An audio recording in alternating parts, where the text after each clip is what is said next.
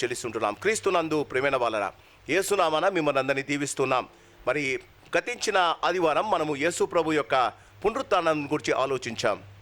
క్రైస్తవ విశ్వాస జీవితానికి పునరుత్థానము మరి దృఢమైన పునరుత్థానమే నిజమైన పునాది. పునరుత్థానము లేకుంటే మనం ఎలా ఉండేవారమో, పునరుత్థానము యేసు లేపబడకుండా ఉండినంటే మనము దౌర్భాగ్యులము అని పౌలు అంటాడు. యేసు లేచాడు గనుకనే, ఆయన మహిమ శరీరముతో మనతో ఉండటానికి ఇష్టపడ్డాడు గనుకనే మనము ఇండియాలో చేసుకుంటున్నాం, అమెరికాలో ఆయననే ఆరాధిస్తున్నాం, బ్రిటన్లో ఆరాధిస్తున్నాం, చైనాలో ఆరాధిస్తున్నాం. ఎక్కడ ఉన్నా ఆయన అంటాడు, ఆయన సంఘముల మధ్య సంచరించువాడు అని అంటాడు. ఆయన లేచాడు గనుక, ఆయన శారీరధారిగా ఉన్నప్పుడు ఆయన గలిలయలో ఉంటే గలిలయలోనే ఉండేవాడు, ఆయన యోర్దాను నది దగ్గర ఉంటే యోర్దాను నది దగ్గరే ఉండేవాడు, ఆయన శిలువ మీద ఉన్నప్పుడు శిలువ మీద మాత్రమే ఉన్నాడండి. ఆయన తిరిగి లేచిన తర్వాత ఆయన మహిమ శరీరం ఎక్కడ ఎవరు కోరుకున్న వారి మధ్య ఉంటాడు. అందుకే ఆమ్నిపోటెంట్ గాడ్ ఆయన ఎక్కడైనా నువ్వు తలంచుకున్న వెంటనే నీ ఇంటి దగ్గర నీతో పాటు ఉండటానికి ఇష్టపడతాడండి.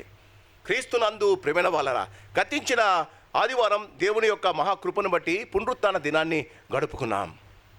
ఈ ఉదయకాలం చదవబడిన వాక్యములోను యోహాను సువార్త 20వ అధ్యాయం, యోహాను సువార్త 26వ అధ్యాయము 26వ వచనములో 8 దినములైన తరువాత, అప్పటిదాకా యేసు ప్రభుల వారు అంత స్పెసిఫిక్గా ఆయన కనిపించినప్పుడు, ఆయన మాట్లాడినప్పుడు ఆయన దినాలను గురించి అంతగా ఆలోచించలే.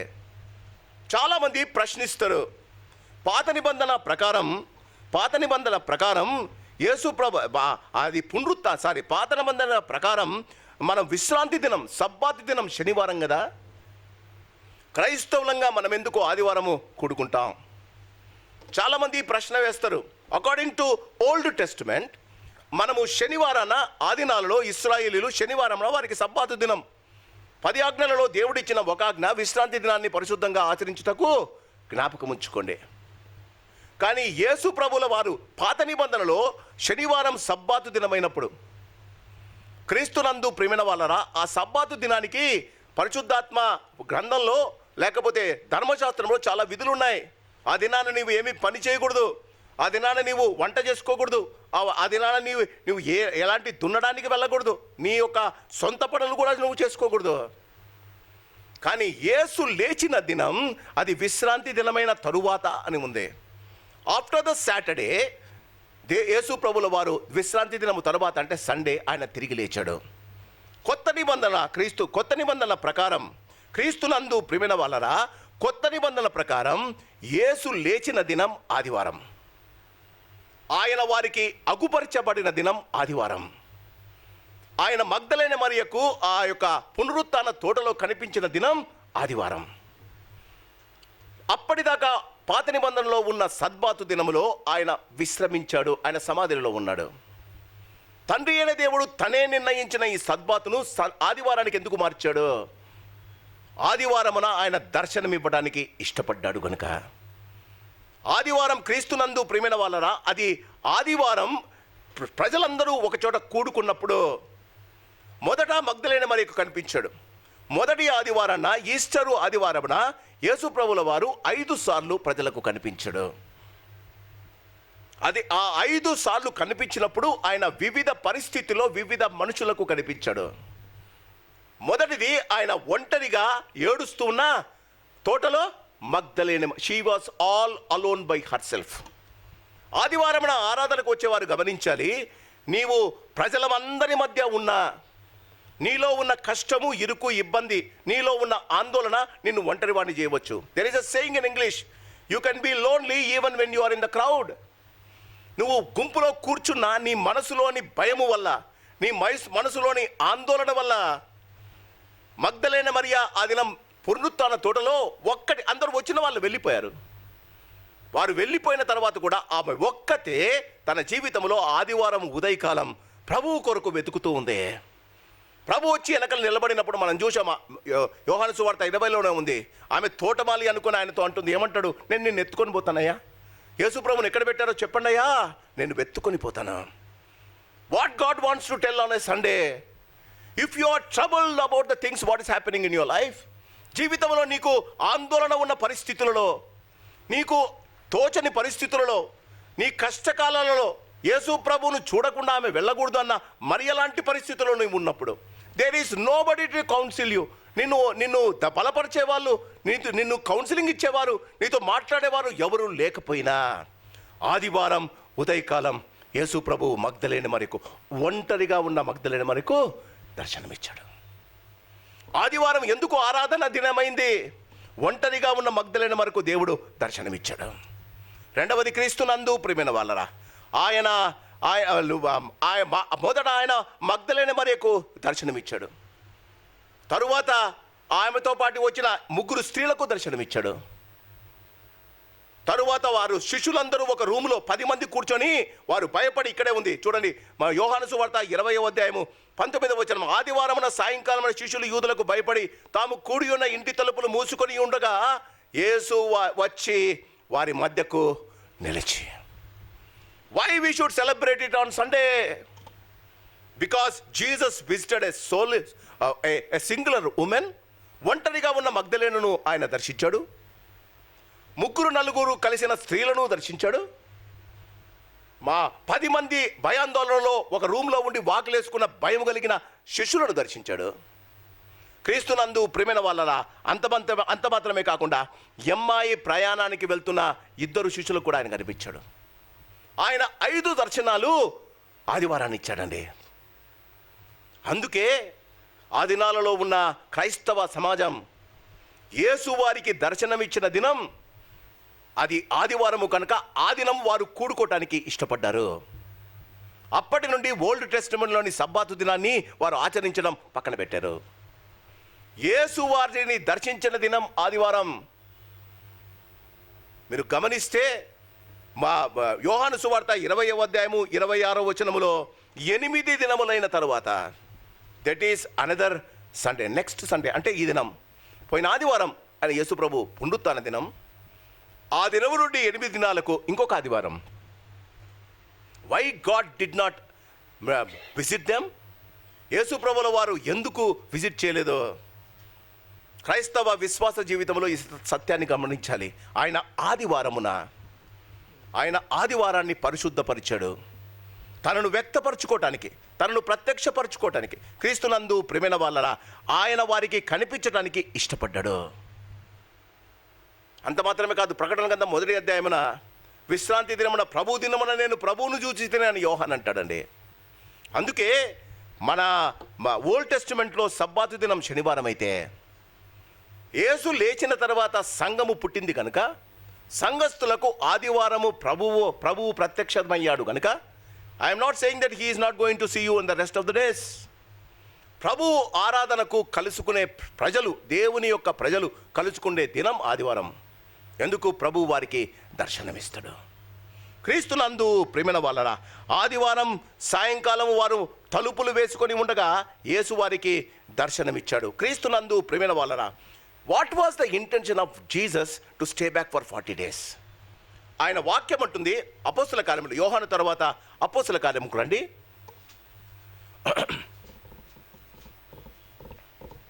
అపోస్తుల కార్యములు 1వ అధ్యాయం, అపోస్తుల కార్యములు 1వ అధ్యాయం 3వ వచనం, ఆయన శ్రమపడిన తరువాత 40 దినముల వరకు వారికి అగపడుచు దేవుని రాజ్య విషయములను గూర్చి బోధించుచు అనేక ప్రమాణములను చూచి వారికి తన్ను తాను సజీవునిగా కనపరుచుకొనెను. క్రీస్తునందు ప్రియమైన వాళ్ళరా, యేసు ప్రభు వారి జీవితాన్ని, యేసు ప్రభు వారు ఈ లోకంలో జీవించిన జీవితాన్ని 3 ప్రత్యక్షతలుగా వివరిస్తుంది బైబిల్. యేసు ప్రభుల వారు ఈ లోకంలో జీవించిన జీవితాన్ని 3 ప్రత్యక్షలుగా దేవుడు మన జీవితాలలో ఇవ్వడానికి ఇష్టపడతాడు. మొదటి ప్రత్యక్షత ఆయన శరీరధార ప్రత్యక్షత. ఆయన ఈ లోకములో మానవునిగా జీవించడానికి ఇష్టపడ్డాడు. ఆయనకు ఆకలిగా ఉన్నాం, వాక్యంలో చూసాం. ఆయన ఆకలిగా ఉన్నాడు, ఆయన దాహంగా ఉన్నాడు. సమరయ స్త్రీ దగ్గరికి వెళ్ళి ఆయన అంటాడు, అమ్మా నాకు కొంచెం దాహంగా ఉన్నా, దాహమీ. క్రీస్తునందు ప్రియమైన ఆయన ఏడ్చాడండి. మరియా ఏడవడం చూసి యోహాను 11లో ఆయన ఏడ్చాడు. He has the feelings. ఆయన శరీరధార ప్రత్యక్షత. ఆయన ఎందుకు మానవుడిగా వచ్చాడు? హెబ్రీయులకు రాసిన పత్రికలో చాలా క్లియర్గా ఉంటాడు. ఎవడు మరణ శాసనము విధించిన వాడు మరణిస్తే తప్ప, ఆ మరణ శాసనము వాని మరణమును దేవుడు చూస్తే తప్ప ఆయన రాసిన వీలునామా చెల్లుతూనే ఉంటుంది. దేవుడు మరణ శాసనము రాశాడండి. పాపమునకు వచ్చు జీతం మరణమని దేవుడు రాసి ఉంచాడు. అది ఎవరు రాశారండి? త్రిత్వమైన యేసు ప్రభువే రాశాడు. ఆ మరణ శాసనము కొట్టివేయబడాలంటే ఆ మరణ శాసనము రాసిన వాడు కొన్ని రోజులు చనిపోలుగా. అందుకే యేసు ప్రభుల వారు శరీరధారి ప్రత్యక్షత ఈ లోకం మీదకి వచ్చాడు. నువ్వు గమనించాలి దీన్ని. When a man is still living, whatever he said and written will be in life. ఒక వ్యక్తి రాసి ఇచ్చిన ఏ విషయమైనా, ఏ ఆజ్ఞ అయినా ఆయన జీవించినంత మట్టుకు ఆ ఆజ్ఞను మనం పాటించాలి. ఆయన చనిపోతే మరణ శాసనము రాసినవాడు, పాపమునకు వచ్చు జీతము మరణము అని రాసినవాడు యేసు ప్రభు అండి. ఆ మరణాన్ని ఆయన మింగివేస్తేనే తప్ప ఆ మరణము మనల్ని మింగుతూనే ఉంటుందండి. శరీరధార ప్రత్యక్షతలో క్రీస్తునందు ప్రియమైన వాళ్ళరా, దీనిని దేవుని రక్షణార్థమైన కృపా ప్రత్యక్షత అంటారు. నాతో పాటు ఒకసారి తీతుకు గ్రంథం, పౌలు తీతుకు రాసిన పత్రిక, రెండవ తిమోతి తర్వాత తీతుకు రాసిన పత్రిక. ఎందుకు యేసు ప్రభువుల వారు కృపా ప్రత్యక్షతను మనకిచ్చాడు? ఎందుకు ఆయన మనిషిగా వచ్చాడు? You have to know this. క్రీస్తునందు ప్రియమైన వాళ్ళరా, ఆయన కృపా ప్రత్యక్షత ఎందుకోసం? తీతుకు రాసిన పత్రిక రెండవ అధ్యాయము 11వ వచనం. ఏలయనగా సమస్త మనుషులకు రక్షణకరమైన దేవుని కృప ప్రత్యక్షమై. వాట్ ఈస్ రక్షణ?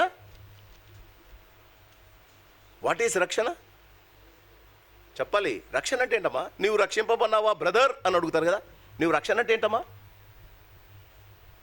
పాపిగా నేను నరకానికి కృంగిపోతూ ఉండగా, నరకములో నేను పడిపోతుండగా, శిలువ మీద నుండి యేసు ప్రభు తండ్రి చేయి వదిలి పాపము వల్ల ఆ పాపమునకు ఉన్న బలముతో నేను నరకానికి జోగి పడుతూ ఉండగా,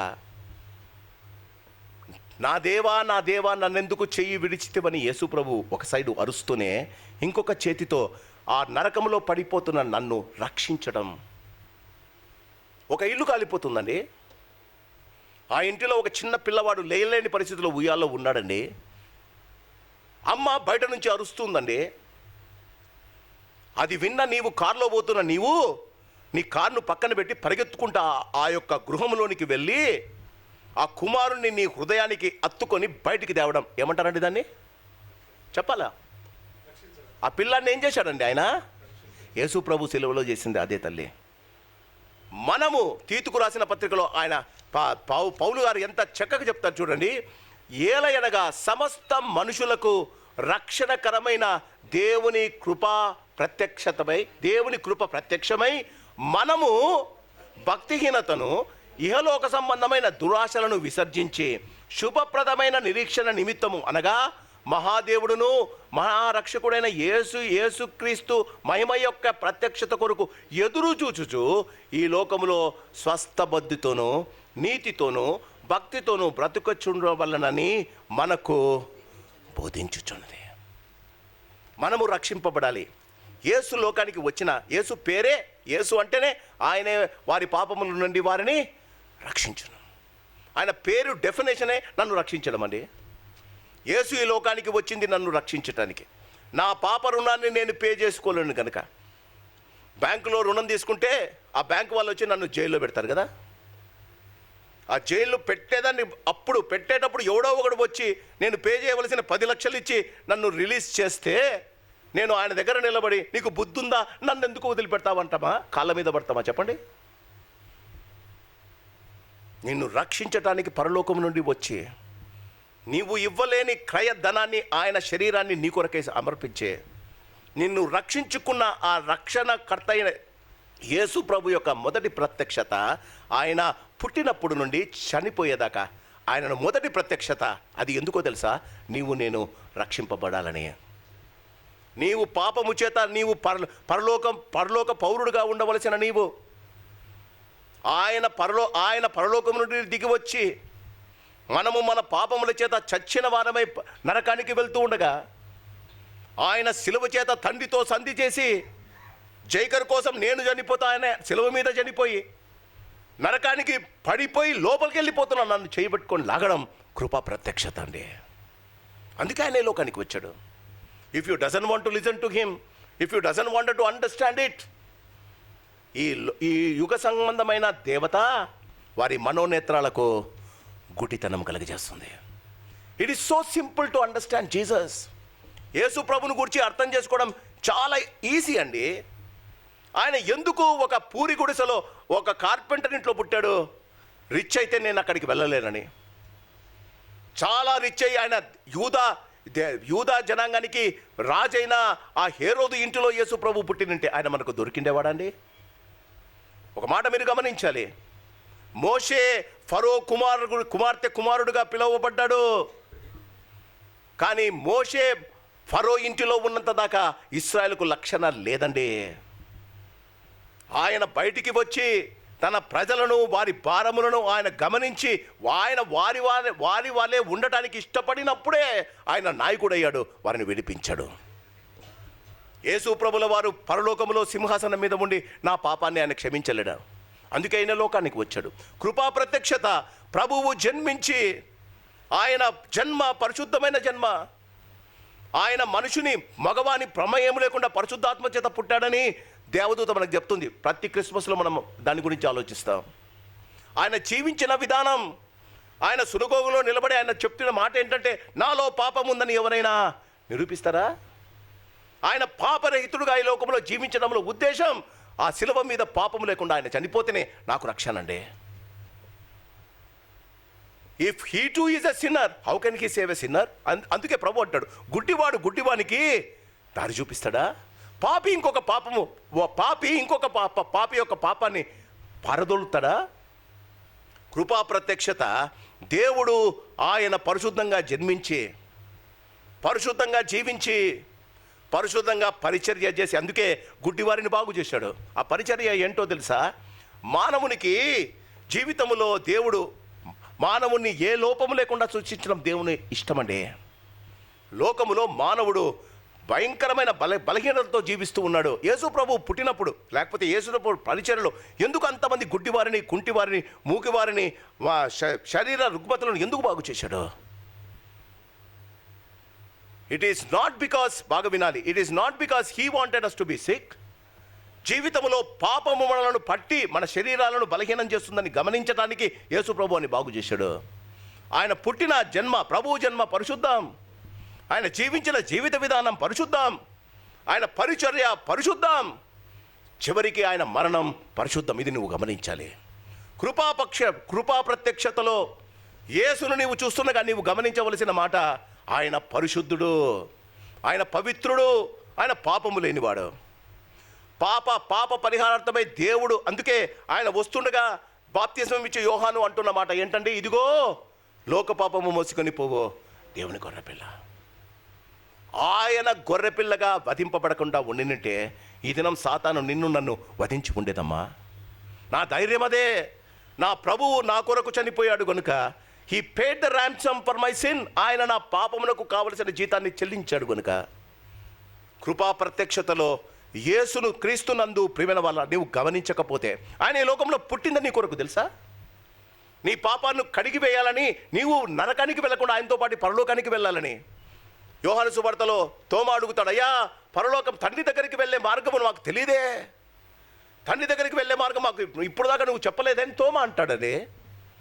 యేసు ప్రభు తోమాతోనూ ఇతర శిష్యులతోనూ అన్నమాట, నేనే మార్గం. ఎక్కడికండి? ఎక్కడికి యేసు మార్గం? మన ఇంటికా? ఎక్కడికండి యేసు మార్గం? నేనే మార్గం పరలోకానికి, నేనే మార్గం పరలోకానికి. అదే లోకములో ఒకే ఒక సత్యం. పరలోకానికి మార్గం యేసు అన్నదే సత్యం అండి.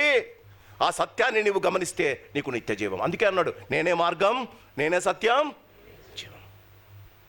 కంఠస్థకు పనికి రాదండి, అన్వయించుకోవాలి జీవితానికి. యేసు పరలోకానికి మార్గం. నీ జీవితంలో నీవు ఏ పని చేసినా యేసును లేకుండా నీవు పరలోకానికి ప్రవేశం లేదండి. అదొకటే నిజం. చాలామంది వారి జీవితాల్లో పరలోకానికి చాలా ప్రయత్నాలు చేస్తున్నారు. పరలోకం నుంచి దిగి వచ్చిన వాడే పరలోకాన్ని గురించి ఆలోచించి పరలోక మార్గం తెలియజేస్తాడుగా. కృపా ప్రత్యక్షతలో పరలోక అధిపతి అయిన యేసు వచ్చి మనకు చెప్పిన మాట, పరలోకానికి మార్గమునే. ఈ ఉదయకాలం క్రీస్తునందు ప్రియమైన కృపా ప్రత్యక్షత, దేవుని అనాది సంకల్పమైన మానవులను రక్షించటానికి యేసు ప్రభు శరీరధారి అయి వచ్చాడు. చాలామంది ఆయనను గేలి చేశారండి. ఈ దినాల్లో మనం చేస్తున్నట్టు, నీవు దేవుని కుమారుడివా, నీవు అద్భుతాలు చేస్తున్నావే, నీవు యోసేపు కుమారునివి కాదా, మా దగ్గర ఉన్న యోహాన్ అనేవారు నీ సహోదరులు గారా, మీ అమ్మ పేరు మరియమ్మ కాదా, ఆయన దయ్యాలను వదిలికొడుతుంటే ఏమన్నారో తెలుసా? బెల్జబూబు అన్నారు. అంటే దయ్యాల అధిపతి. ఆ లోకములో ఆ దినం కూడా యేసు ప్రభుని చాలామంది గేలి చేశారండి. కృపా ప్రత్యక్షతలో నీవు తెలుసుకోవలసిందే, నీకు ప్రత్యామ్నాయంగా నీవు నీ జీవితంలో నీవు బాగుపడలేవు గనక, నీ పాపము నిన్ను పట్టుకొని నరకానికి నిన్ను తీసుకొని వెళ్తుంది గనుక, కృపా ప్రత్యక్షత, యేసు ప్రభు మొదటి ప్రత్యక్షత కృపా రక్షణ ప్రత్యక్షత. ఆయన ఈ లోకములో నన్ను నిన్ను బాగు చేయడానికి తండ్రి కుమారుడైన యేసును చూపుతూ ఆయన అన్నమాట మన జీవితాల్లో గమనించండి. ఒకసారి మత్తయి సువార్త 17వ అధ్యాయం వాక్యంలో నుంచి చూద్దాం. యేసు ప్రభు ఏమన్నాడు? మత్తయి సువార్త 17వ అధ్యాయం, మత్తయి సువార్త 17వ అధ్యాయము 5వ వచనం. అతడు ఇంకనూ మాట్లాడుచుండగా, ఇదిగో ప్రకాశమానమైన ఒక మేఘము వారిని కమ్ముకొనెను. ఇదిగో ఈయన నా ప్రియకుమారుడు, ఈయన యందు నేను ఆనందించుచున్నాను, ఈయన మాట వినుడి. ఎవరు చెప్పారండి? పరలోకము నుండి తండ్రి అయిన దేవుడు చెప్పాడు. ఏమన్నాడు? యేసు మాట వింటే నువ్వు నా దగ్గరికి వస్తావు.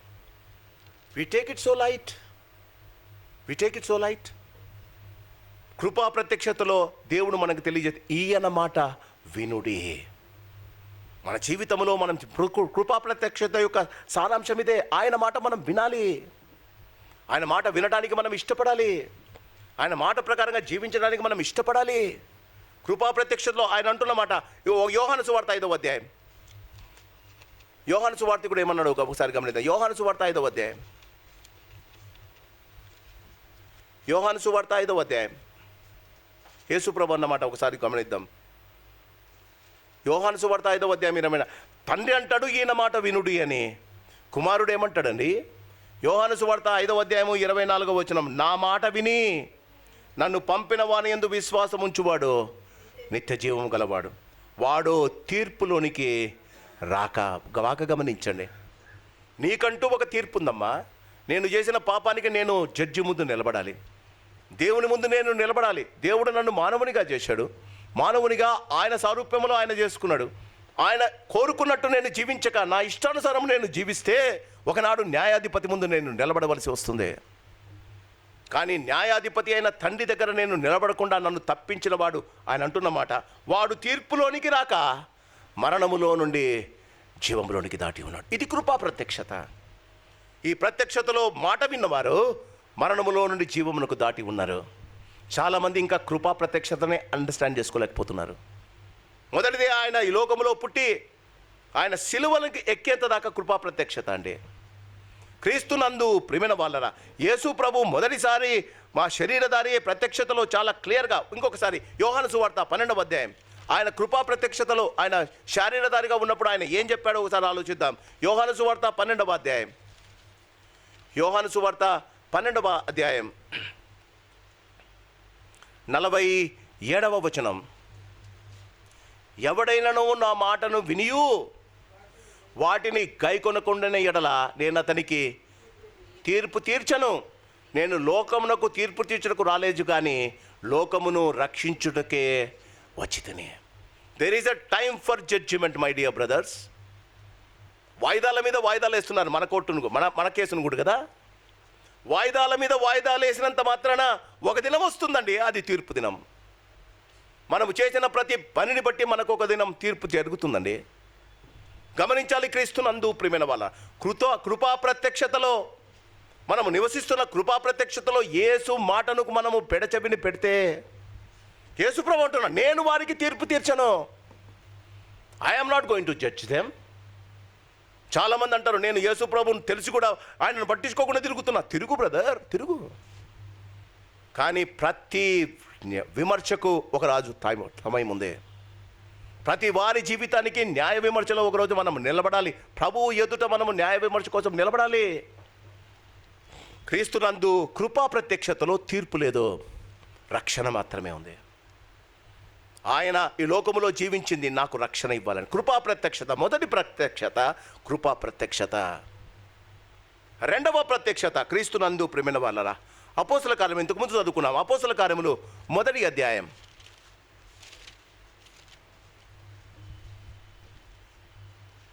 అపోస్తల కార్యములు మొదటి అధ్యాయం 3వ వచనం. ఆయన శ్రమ పడిన తరువాత 40 దినముల వరకు వారికి అగుపడెను. అప్పటి నుండి ఇప్పటిదాకా పునరుత్థాన ప్రత్యక్షత. గమనించాలి, యేసు ప్రభు శిలువ మీద చనిపోయి తిరిగి లేచేదాకా కృపా ప్రత్యక్షత, రక్షణ కార్యం మాత్రమే.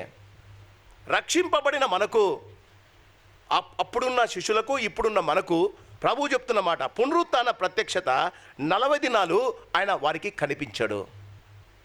నీకు ఇష్టం ఉంటే ఆయన ఈ దినం నీకు కనిపిస్తాడమ్మా. ఇఫ్ యూ వాంట్ హిమ్, ఆయన కోరుకున్నట్లు నువ్వు జీవిస్తే, యేసు ప్రభు చాలామంది అంటారు కదా, నాకు యేసు ప్రభు దర్శనం ఇచ్చాడని. దర్శనం ఇస్తున్నాడమ్మా. మహిమ పునరుత్థాన ప్రత్యక్షతలో క్రీస్తునందు ప్రియమైన వాళ్ళరా, ఆయన పరలోకానికి వెంటనే వెళ్ళలేదట. ఆయన 40 రోజులు వారికి అగుపడుచు ఒక్కసారి. ఎందుకు అగుపడ్డాడు? రక్షింపబడిన నీవు నీకున్న ఒకే ఒక ఆలోచన ఏంటి? దేవుని రాజ్య విషయములను గూర్చి, దేవుని రాజ్య విషయములను గూర్చి మన జీవితాల్లో గమనించండి. రక్షింపబడిన నీవు దేవుని రాజ్యమును గూర్చి, లోకాన్ని గూర్చి ఎంతగా ఆలోచిస్తున్నాం కదా. పునరుత్థాన ప్రత్యక్షతలో యేసు ప్రభు కోరుకునేది ఏంటంటే, ఆయన వచ్చింది నిన్ను పరలోకానికి తీసుకెళ్లాలని. పరలోకానికి ఇంకా నువ్వు వెళ్ళలే. పరలోకానికి వెళ్లకుండా ఇప్పుడు పునరుత్థాన ప్రత్యక్షతలో మనం జీవిస్తూ ఉన్నాం. కృపాయుగంలో మనం జీవిస్తున్న మనం ఎందుకు జీవించాలి? దేవుని రాజ్య విషయములను గురించి. క్రీస్తునందు ప్రియమైన వాళ్ళరా, ఆయన సజీవులుగా మనకు కనిపించింది దేవుడి రాజ్యమును గురించి. Unfortunately church is forgetting the main principles of his resurrection. ఆయన లేచింది ఎందుకట? దేవుని రాజ్యాన్ని గురించి. దేవుని రాజ్యాన్ని గురించి క్రీస్తునందు ప్రియమైన వాళ్ళరా, మనము ఆయన శరీరధార ప్రత్యక్షత, పునరుత్థాన ప్రత్యక్షతకు వ్యత్యాసం గమనించండి. శరీరధార ప్రత్యక్షతలో కేవలం ఆయన నన్ను రక్షించడానికి మాత్రమే వచ్చాడండి. కొట్టినా ఓర్చుకున్నాడు, తిట్టినా ఓర్చుకున్నాడు, ముఖం మీద ఉమ్మేసినా ఓర్చుకున్నాడు.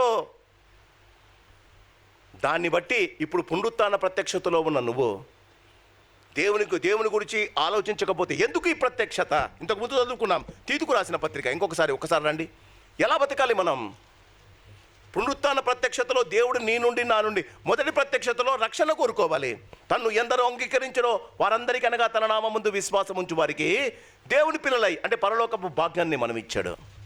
ఇప్పుడు మనం పునరుత్థాన ప్రత్యక్షతలో దేవుని కొరకు ఎదురు చూస్తున్నాం. పునరుత్థాన ప్రత్యక్షతలో దేవుడు నా నుండి నీ నుండి ఎలా ఉండాలి? ఒక్కసారి తీతుకు రాసిన పత్రిక 2వ అధ్యాయము 12వ వచనం. మొదటిది దేవుని రాజ్యాన్ని గురించి ఆలోచించేవారు.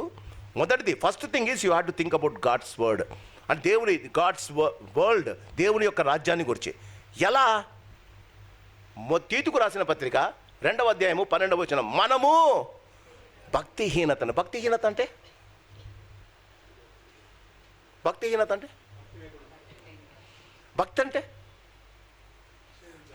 అంటే భక్తి లేకుండా బతకమన్నారు. భక్తి అంటే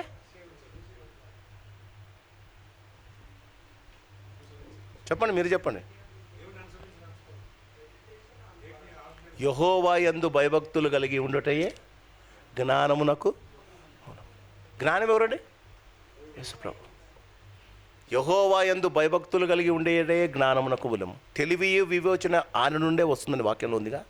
యెహోవా యందు భయభక్తులు అంటే ఏంటి? What is that? యెహోవా యందు భయభక్తులు కలిగి అంటే ఏంటి?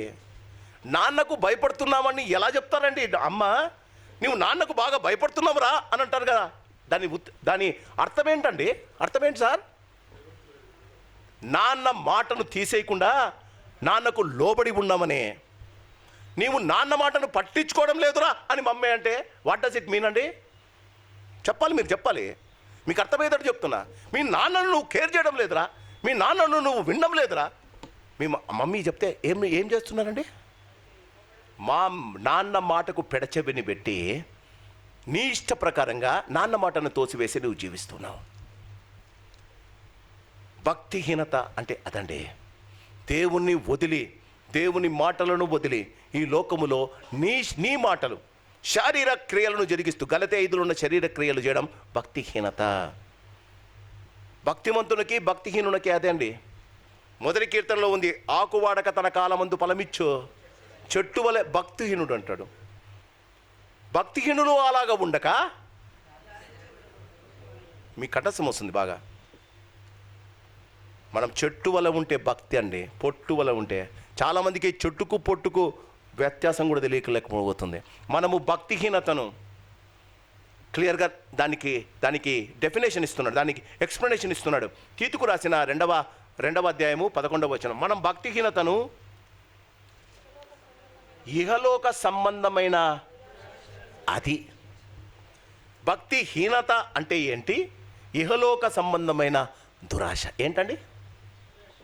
కొంచెం ముందుకు పోతే మొదటి యోహాను పత్రికలో అంటాడు, ఏమంటాడమ్మా? ఈ లోకములో ఉన్నదంతయు అది కథ. శరీరాశ, నేత్రాశ. ఏమనుకుంటున్నావురా నన్ను చూసి? ఏమనుకుంటున్నావు నా మాట? నా చదువు ఏంటో తెలుసా? నా ఇల్లు ఏంటో తెలుసా? నా ఉద్యోగం ఏంటో తెలుసా? జీవపు డంబం. కనిపించిందంతా, చూసిందంతా కావాలనుకోవడం శరీరాశ అండి. శరీరాన్ని సంతోషపెట్టడం శరీరాశ. కానీ చూసిందంతగా, లోతులాగా చూసిందంత కావాలనుకోవడం నేత్రాశ అండి. మనము ఇహలోక సంబంధమైన దురాశలను విసర్జించి ఏం చేయాలి? మళ్ళా ఈ యొక్క పునరుత్థాన ప్రత్యక్షలలో ఏం చేయాలి? శుభప్రదమైన నిరీక్షణ నిమిత్తము, అనగా మహాదేవుడును మన రక్షకుడైన యేసుక్రీస్తు యొక్క మహిమ యొక్క ఇది 3వ ప్రత్యక్షత అండి. మొదటిది శరీరధార ప్రత్యక్షత, రెండవది పునరుత్థాన ప్రత్యక్షత, మూడవది మహిమాన్వితుడైన ప్రత్యక్షత. క్రీస్తునందు ప్రేమైన వాళ్ళరా, we have been saved to look for that world. అంతే. మనము ఈ లోకంలో రక్షింపబడింది పరలోకపు విషయాలను గురించి, పరలోకంలో ప్రవేశం గురించి మాట్లాడాలా. కానీ సాతాను మనకు అంధకారాన్ని కలుగజేస్తున్నాడు. క్రీస్తునందు ప్రేమ, ఈ దినాలలో మనం ఈ వాస్తవానికి మనం ఈ దినాలలో ఈ ప్రత్యక్షతలో జీవించాలా. ఏటా? భక్తిహీనతను, ఇహలోక సంబంధమైన దురాశలను విసర్జించి. Can anyone tell me that he is not loving this world? ఈ లోకాన్ని నేను ప్రేమించడం లేదు అని ఎవడైనా చేయెత్తుతాడా? ఈ లోకాన్ని, లోకములోని విషయాలను నేను ప్రేమించడం లేదు అని చేయెత్తుతాడా? ఈ లోకములో ఉన్నదానికన్నా నేను పరలోకాన్ని గురించి, ప్రభువుని గురించి ఎక్కువగా ఆలోచిస్తున్నానని కెన్ ఎనీబడీ సే, ఇంక్లూడింగ్ మీ? ఎందుకు? వై? బికాస్ సాతాను మనకు గుడ్డితనం కలుగజేస్తుంది. సాతాను మన జీవితాలకు ప్రభువుని గురించి తెలుసుకోవడానికి సాతాను మనకు అవకాశం ఇవ్వడం లేదు. క్రీస్తునందు ప్రేమైన వాళ్ళరా, మనము మన దేవుని యందు భయభక్తులు కలిగి ఉంటే గమనించాలి, ఎవరు నశించడం దేవుని ఇష్టం కాదని కృపాపక్ష ఆయన వచ్చేశాడు. రక్షింపబడిన వారెవరు ఆయన పరలోకం చేరకుండా నరకానికి వెళ్ళకూడదని ఆయన పునరుత్థాన ప్రత్యక్షత ఇచ్చాడు. ఇంకా ఏం చేయగలుగుతాడమ్మా? రక్షించడానికి ఆయనే వచ్చాడు. చచ్చిపోయిన తర్వాత ఎలా భక్తితో ఎలా జీవించాలో మళ్ళీ మనకు 40 రోజులు ఈ దినం దాకా మనకు కనిపిస్తూనే ఉన్నాడు. What more you expect from him? క్రీస్తునందు ప్రేమించే వాళ్ళ మొదటి ప్రత్యక్షత బాగా గమనించండి. మొదటి ప్రత్యక్షతలో మనం గమనిస్తే ఈ ప్రత్యక్షతలో 2 విషయాలు ఉన్నాయి. ఒక్కసారి యోహాను సువార్త 20, I'm going to close it very fast. యోహాను సువార్త 20వ వచనం.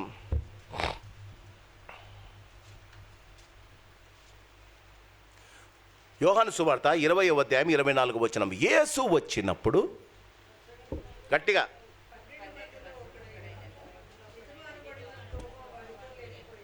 యేసు వచ్చినప్పుడు దిదుమానబడిన తోమ వారితో. ఎందుకంటారు? Why he was not there? 10 మందిలో ఒకడైతే ఊరేసుకుని చచ్చిపోయాడు కదా. 11 మందే ఉన్నారు. ఈ 11 మందిలో ఒక ఆయన మిస్ అయ్యాడు. ఎక్కడ పోయాడండి? చెప్పారుగా తీతుకులో. ఇహలోక సంబంధమైన దురాశ. 3.5 సంవత్సరాలు సార్తో తిరిగాం. 3.5 సంవత్సరాలు సార్తో తిరిగాం. ఇప్పుడు సారే మనతో లేకపోయా, మన ఒరిజినల్ బిజినెస్ స్టార్ట్ చేద్దాం, అంతేనా? యేసు తప్పకుండా వస్తాడు మహిమా ప్రత్యక్షతలో. నీవు అక్కడ ఉండాలి. యేసు ప్రభు వచ్చాడు, తోమ లేడండి. అందుకే డౌట్. జీవితంలో జరుగుతుందా జరగదా అన్నదానికి ఒకే ఒక డిఫరెన్స్ అండి. నీ జీవితంలో ఏదైనా విషయం జరగడానికి జరగకపోవడానికి డిఫరెన్స్ ఏంటో తెలుసా? నీవు అక్కడ లేకపోవడం అంతే. పాస్టర్ గారు, నేను చర్చిలోనే ఉన్నానండి, నువ్వు ఇక్కడే ఉన్నావు సార్, కానీ నీ మనసు ఇక్కడ లేదు సార్. మా జీవితంలో ఎందుకు జరగదండి పాస్టర్ గారు? మీరు చెప్తూనే ఉన్నారు కానీ మాకు అసలు వినిపించడం లేదు సార్. అవును కదా, యు ఆర్ నాట్ హియర్. ఈ ఉదయకాలం గమనించాలి. యేసు ప్రభుల వారు ఆ రోజు వచ్చి, క్రీస్తునందు ప్రియమైన వాళ్ళరా, యేసు ప్రభు కరెక్ట్గా 8 డేస్కి మళ్ళీ వచ్చాడు. అది ఆదివారం. బాగా గమనించండి. భయంకరమైన కలవరములో మహిమా ప్రత్యక్షతలో దేవుడు నీకు ఎలా ప్రత్యక్షమవుతాడు? నీ జీవితంలోని ఆందోళనను ఎలా తీర్చివేస్తారు? తోమాతో వారు చెప్పారట, మేము ప్రభువుని చూచితిమే. ఆయన అంటాడు, ఇల్యూజన్స్ అయ్యా, ఏం చూసావో మాకు తెలియదయ్యా, ఇది ఇల్యూజన్స్ అయ్యా, నువ్వు అనుకుంటున్నావయ్యా అని తేవ అన్నాడట. అని ఏమంటాడు? ఆయన చేతిలో నేను గాయములలో వేలు పెట్టాలి, ఆయన పక్కలో పొడిచిన ఆ బల్లెం దగ్గర నా చెయ్యి పెట్టాలి. యేసు ప్రభు తిరిగి 26వ వచనం, తిరిగి 8వ తారీఖున ఉండెను. బాగా గమనించండి. వాక్యం పరిశుద్ధాత్మ దేవుడు అక్కడ ఒక మాట రాశాడు. ఆ 8 దినముల తర్వాత మరలా శిష్యులు మరలా లోపల ఉన్నప్పుడు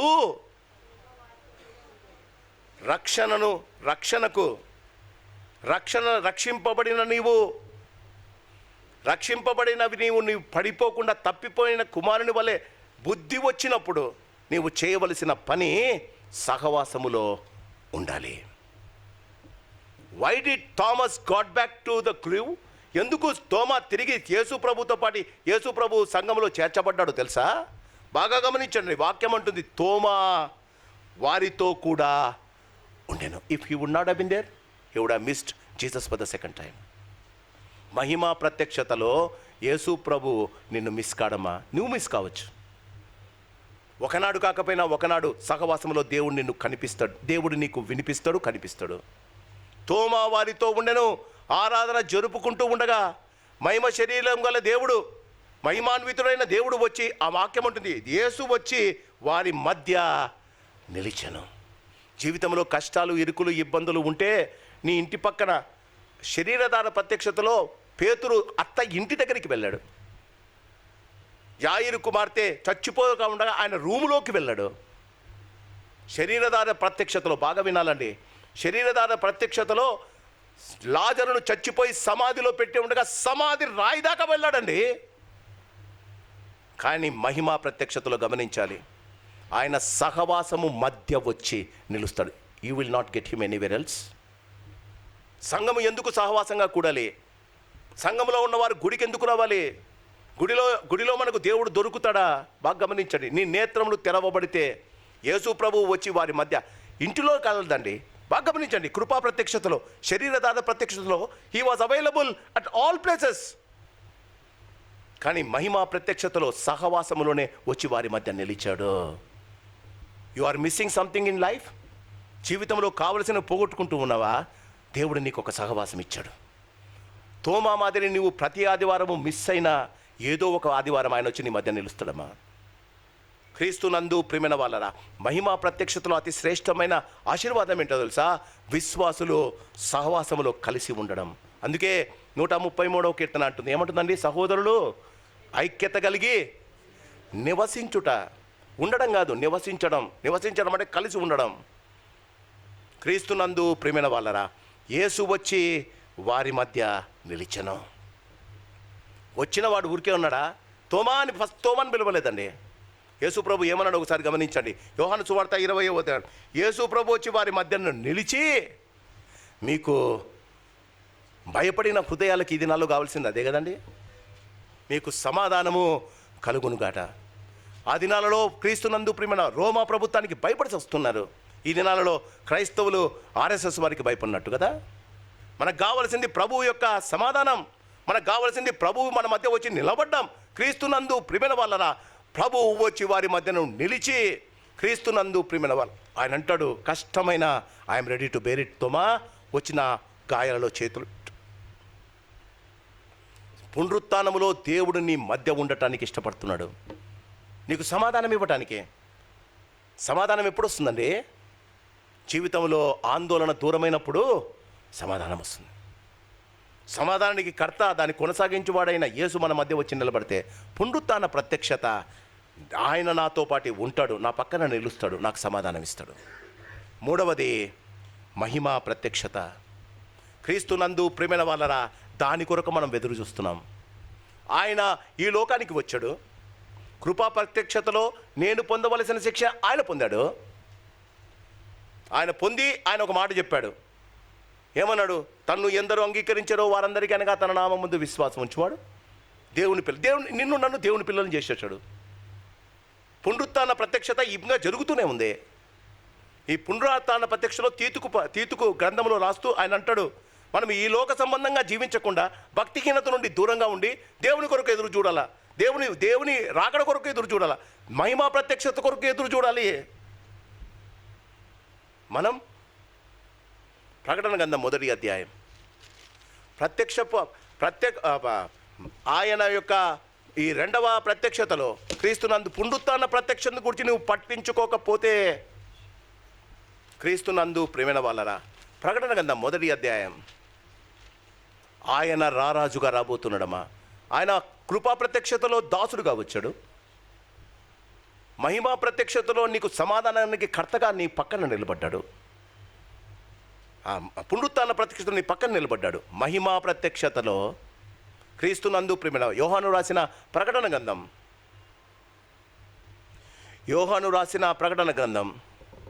1వ అధ్యాయం 17వ వచనం, నేనాయనను చూడగానే చచ్చిన వాని వలె. రాసిన వాడు ఎవడో తెలుసా? యేసు ప్రేమించిన యోహాను భక్తుడు. యేసు ప్రభు ఎక్కడ కూర్చున్నా ఆయన రొమ్మున ఆనుకునే శిష్యుడు ఆయన పేరు. ఆయన పక్కన కూర్చొని యేసు ప్రభు షోల్డర్ మీద ఆయన తల పెడతారట. అంత క్లోజు యేసయ్యకు. మహిమా ప్రత్యక్షతలో నీవు చూడబోయేది యేసును ఇంకొక రకంగమ్మా. నేను ఆయనను చూడగానే చచ్చిన వాని వలె ఆయన పాదముల యొద్ద పడి తిని. We are going to have it one day. ఆయన కుడివైపున నిలబడి, బలా నమ్మకమైన మంచి దాసులారా, దేవుని చేత, నా తండ్రి చేత ఆశీర్వదింపబడిన వారులారా అని అంటాడు. మన ఎడమ వైపున ఉన్న వారిని చూచి శపింపబడిన వారులా అంటారు. అదే మహిమ ప్రత్యక్షత. ఆయన ఒలీవల కొండ మీద దిగి వచ్చినప్పుడు ఆయన కుడివైపున కొంతమందిని, ఎడమ వైపున కొంతమందిని, మత్తయి సువార్తలో ఉంది, 24వ అధ్యాయం, కుడివైపున కొంతమందిని, ఎడమ వైపున నిలబెడతాడట. క్రీస్తునందు ప్రియమైన వాళ్ళరా, ఆయన మహిమా ప్రత్యక్షత, ఆయన రాజుల రాజుగా, ప్రభువుల ఒక్కసారి ప్రకటన గ్రంథం 1వ అధ్యాయము 17-10, నేను ఆయనను చూడగానే చచ్చిన కుక్కలు ఆయన పాదంలో, ఆయన తన కుడి చేతిని నా మీద ఉంచి నాతో ఇట్లనను, భయపడకుము, నేను మొదటి వాడను కడపటి వాడను జీవించువాడను, మృతుడనైతిని కానీ ఇదిగో యుగయుగములు సజీవుడనై ఉన్నాను, మరియు మరణము యొక్కయు పాతాళము యొక్కయు తాళపు చెవులు నా స్వాధీనములో ఉన్నవి కాగా, నీవు చూచిన వాటిని, ఉన్న వాటిని, వీటి వెంట కలుగువ వాటిని, అనగా నా కుడి చేతిలో నీవు చూచిన 7 నక్షత్రములు గురించిన మర్మమును, ఈ 7 సువర్ణ దీపముల స్తంభముల సంగతి వ్రాయము, ఆ 7 నక్షత్రములు 7 సంఘమునకు దూతలు, ఆ 7 స్తంభములు 7 సంఘములు. క్రీస్తునందు ప్రియమైన వాళ్ళరా, ఆయన రాజుల రాజుగా, ప్రభుల ప్రభుగా మహిమా ప్రత్యక్షతలో వచ్చినప్పుడు ఆయన అప్పుడు సమాధానం అన్నాడు, ఇప్పుడు భయపడకుము అంటున్నాడు. ఆయన ప్రత్యక్షతను అర్థం చేసుకొని ఈ లోకములో కాకుండా దేవుని కొరకు ఎదురు చూస్తూ ఆయన మనల్ని దర్శించినప్పుడు ఆయన పని మీద మనము ఉండగలిగితే, క్రీస్తునందు ప్రియమైన వాళ్ళరా, ఒక్కసారి ప్రకటన గ్రంథం 21వ అధ్యాయం, ప్రకటన గ్రంథం 21, ఐఎమ్ క్లోజింగ్ ఇట్, ప్రకటన గ్రంథం 21వ అధ్యాయం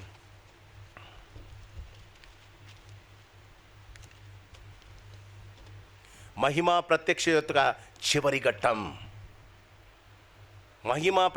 ఈరోజు నీవు దీని గురించి ఆలోచించకపోతే you will regret on that day. ఆ దినం నువ్వు బాధపడతావమ్మా. బైబిల్లో ఉన్న ఈ వచనం తప్పకుండా మహిమా ప్రత్యక్షతలో జరగబోతుంది. ప్రకటన గ్రంథం 21వ అధ్యాయము, ప్రకటన గ్రంథం 21, 5, 6, 7 వచనములు. అప్పుడు సింహాసనమైన వాడు, ఇదిగో సమస్తమైనవి నూతనముగా చేయుచున్నానని చెప్పాను, మరియు మాటలు నమ్మకమును నిజమునై ఉన్నవి కనుక వ్రాయుమని ఆయన నాతో చెప్పుచున్నాడు. మరియు ఆయన నాతో ఇట్లను, సమాప్తమైనవి, నేనే అల్పయు ఓమేగయు, అనగా ఆదియు అంతమునై ఉన్నవాడను, దప్పికొన్న వారికి జీవజలములోని బుగ్గలోని జలమును నేను ఉచితంగా అనుగ్రహించును. జయించువాడు వీటిని స్వతంత్రించుకొనును. నేను అతనికి దేవుడనై ఉండును, అతడు నాకు కుమారుడై ఉండును. క్రీస్తు ప్రత్యక్షత, పునరుత్థాన ప్రత్యక్షతలో ఆయన కొరకు జీవించువారు ఆయన వారికి దేవుడై ఉంటాడు. పునరుత్థాన ప్రత్యక్షత చూసి కూడా దేవుని గురించి ఆలోచించిన వారు నెక్స్ట్ లైన్ ఉంది, చదవమంటారా? చదువుతా చూడండి. పిరికివారును అంటే దేవుడు అంటే ఒప్పుకోవటానికి భయం, దేవుని కొరకు నిలబడటానికి భయం. క్రీస్తునందు ప్రేమైన వాళ్ళరా లిస్టు చూడండి అమ్మా. పిరికివారును, అవిశ్వాసులను, అసహ్యులను, నరంతకులను, వ్యభిచారులను, మాంత్రికులను, విగ్రహారాధికులను, అబద్ధికులందరూ అగ్నిగంధకములతో నుండి గుండములో పాలు పొందుదురు. ఇది మహిమా ప్రత్యక్ష యొక్క చివరి ఘట్టం, రెండవ మరణం, అది నరకం. క్రీస్తునందు ప్రియమైన వాళ్ళరా నిరంతరము ప్రభువుతో ఉంటామని తీతుకు అంటాడు. ప్రత్యక్షత ప్రభు యొక్క పునరుత్థాన ప్రత్యక్షత తెలిసి కూడా ఈ లోకంలో జీవిస్తూ ప్రభువుని గురించి ఆలోచించిన వారు ప్రకటన గ్రంథం 21వ అధ్యాయము 8వ వచనంలో చేరిపోతారమ్మా. క్రీస్తునందు ప్రియమైన వాళ్ళరా పునరుత్థాన ప్రత్యక్షతం పొందిన మనం కృపా ప్రత్యక్షతలో ఆయన చేత రక్షింపబడ్డాం. మరి పునరుత్థాన ప్రత్యక్షతలో ఆయనను గురించి సంపూర్ణంగా తెలుసుకొని ఆయన కొరకు జీవించడానికి ఇష్టపడుతున్నాం. మహిమా ప్రత్యక్షతలో ఆయన ద్వారా అభయము పొంది పరలోకపు ప్రవేశం మనకు దొరుకుతుందట. అందుకు యేసు ప్రభు ఈ లోకానికి వచ్చాడు.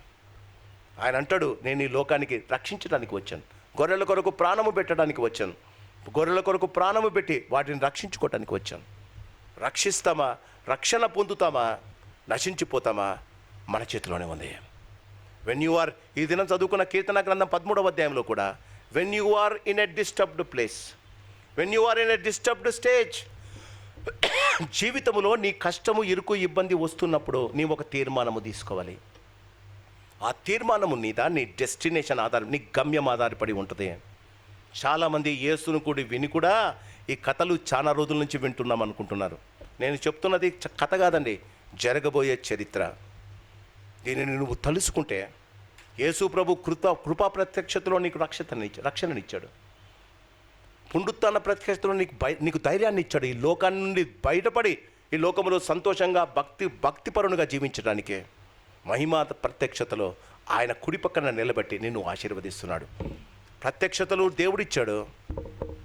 జీవితంలో నీవు దాన్ని సరైన రీతిగా వాడుకుంటే జీవితంలో దేవుని చేత అతి శ్రేష్టమైన ఆశీర్వాదం పొందుతా. దేవుడి వాక్యాన్ని దీవించి సరైన తీర్మానాలు తీసుకొని ఈ లోకంలో దేవుని ప్రత్యక్షతలు మన జీవితంలో సరైన రీతిగా దాని గురించి ఆలోచించే, యేసు తప్ప నిన్ను పరలోకానికి తీసుకొని వెళ్ళేవాడు లేడమ్మా. యేసు కొరకు జీవించిన జీవితాలే మన జీవితాల్లో అతి శ్రేష్టమైన ఆశీర్వాదాలుగా తయారవుతాయి. దేవుని యొక్క కృపా ప్రత్యక్షత నన్ను రక్షించింది, పునరుత్థాన ప్రత్యక్షత నాకు బలంనిచ్చింది, మహిమా ప్రత్యక్షత నన్ను పరలోకానికి తీసుకొని వెళ్తుంది. ప్రార్థన చేసుకుందాం. పరిశుద్ధుడా నీకు వందనాలు. మీరు ఈ లోకానికి వచ్చి ఈ లోకాన్ని దర్శించి మానవులంగా మేము పాపము వల్ల మా నరకానికి జోగి పడుతుండగా నీ కుమారుడైన యేసు ప్రభు ద్వారా ఆయన చెయ్యి మనమును పట్టుకొని మమ్మల్ని రక్షించి కృపా ప్రత్యక్షత ద్వారా మమ్మల్ని రక్షించుకున్నారు. పునరుత్థాన ప్రత్యక్షతలో మాకు అగ్గుపడుతూ పరలోకాన్ని గురించి మాకు బోధిస్తూ ఈ లోకములో మేము స్వస్థ బుద్ధితోనూ మాన్యతతోనూ ఎలా జీవించాలో మీరు మాకు నేర్పిస్తున్నారయ్యా. అందును బట్టి నీకు వందనాలు అయ్యా. పునరుత్థాన ప్రత్యక్ష త్వరలో అంతమైపోతుందయ్యా. మహిమా ప్రత్యక్షత మేము చూడబోతున్నాం. ఆ దినాన మా ప్రభువా భయపడకుము, నేను ఆదియు అంతమనే ఉన్నాను, అల్పయు ఓమేగమై ఉన్నాను. మనము జీవించిన జీవిత విధానాన్ని బట్టి ఆయన మనకు తీర్పు ఇవ్వబోతున్నాడమ్మా. మహిమా ప్రత్యక్షతలో నీవు తీర్పు ముందు నిలబడతావా, బహుమానాలు పొందుకుంటావా అన్నది మా ఆలోచనను మాకు దయచేసి మేము నీ కొరకే జీవించగలిగిన కృపను మాకు దయచేయం. మా పాపపు తలంపులను, ఆలోచనలు, క్రియలను పక్కన పెట్టి స్వస్థ బుద్ధి కలిగే భక్తి పరులమే ఈ లోకంలో జీవించగలిగిన కృప మా అందరికీ దయచేయమని, వాక్యమును దీవించి మా హృదయంలో పదిలపరచమని యేసు నామాన్ని అడిగి వేడుకుంటున్నాం మా పరమ తండ్రి. ఆమెన్. God bless you.